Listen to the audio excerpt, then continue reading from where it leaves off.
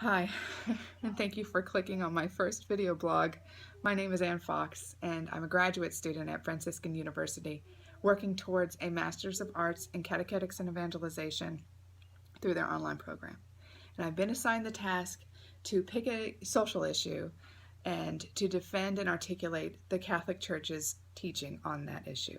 And so I've decided to pick the issue of the dignity and sanctity of human life. And for brevity's sake, I've decided to focus my efforts on whether or not individuals or society at large have any right or moral authority to extinguish life through the means of an abortion.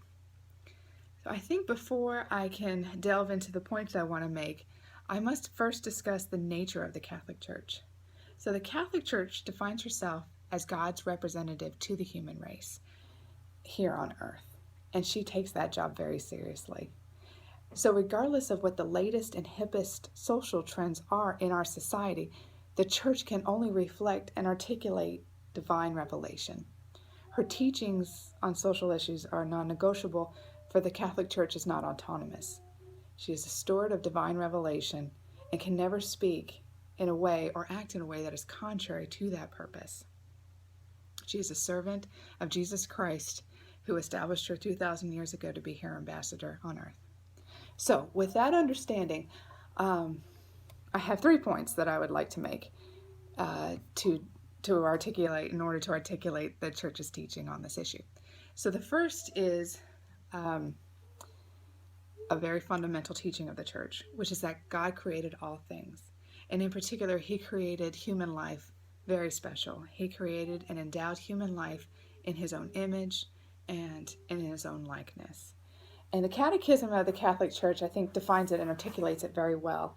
In Article 2258, it states, "Human life is sacred because from its beginning it involves the creative action of God, and it remains forever in a special relationship with the Creator, who is its sole end. God alone is the Lord of life from its beginning until its end. No one can, under any circumstance, claim for himself the right directly to destroy an innocent human being."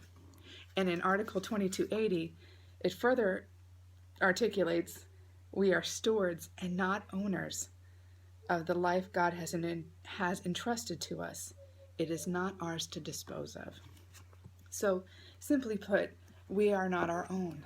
So we do not have the moral authority to say yes to this life, no to this life. That is God and God alone. He is the sole owner of human life, and so He has all authority over life and death issues.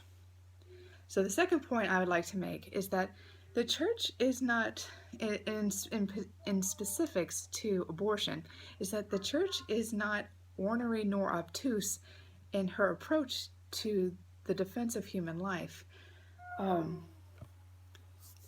She really does understand that there are many important values at stake when someone is deciding whether or not to procure an abortion.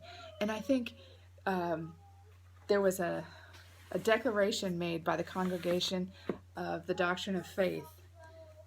They specifically discussed a declaration of procured abortion. And in that article, Article 14, it says, "If the reasons given to justify an abortion were always manifestly evil and valueless, the problem would not be so dramatic. The gravity of the problem comes from the fact that in certain cases, perhaps in quite a considerable number of cases, by denying abortion one endangers important values to which it is normal to attach great value, and which may sometimes even seem to have priority. We do not deny these very great difficulties. We proclaim only that none of these reasons can ever objectively confer the right to dispose of another's life. Even when that life is only beginning, life is too fundamental a value to be weighed against even very serious disadvantages." So the Church is not saying, like I said, the Church is not one-dimensional in her teaching. She understands that the reasons for procuring abortion are grave and are serious, but fundamentally, the right to life is what is non-negotiable. So, in the last point I would like to make is that of the slippery slope.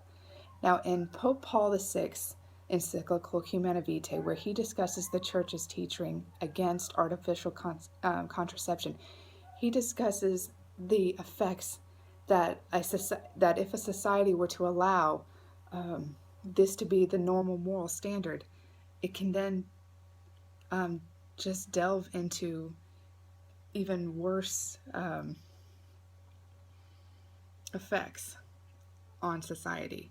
So it doesn't limit it to allowing artificial contraception. It's what this opens society up to, from the couple to the family to the society as a whole.